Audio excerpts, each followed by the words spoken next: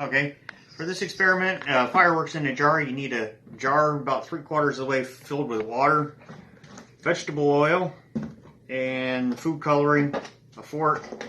We're going to put the vegetable oil, it's about 3-4 tablespoons. I put it in a separate little cup here.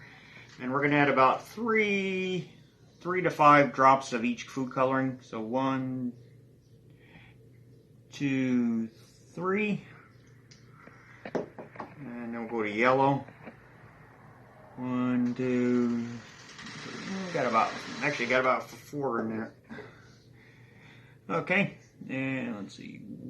1, 2, 3, 4. We'll do 4 of that. And finally blue. 1, 2, 3, and 1 more. Come on, getting a little low on blue. Okay, and then with a fork, we're gonna stir. It's not gonna mix together, but we're just trying to make the drops a little smaller.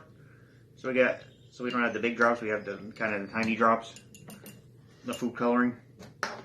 And then we're going to pour this in, and you'll see the oil will settle to the top.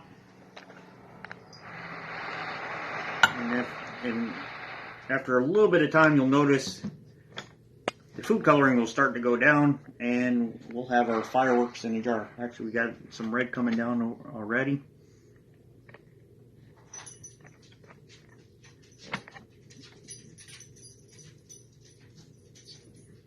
I got some blue. There you go. Now it's starting to go.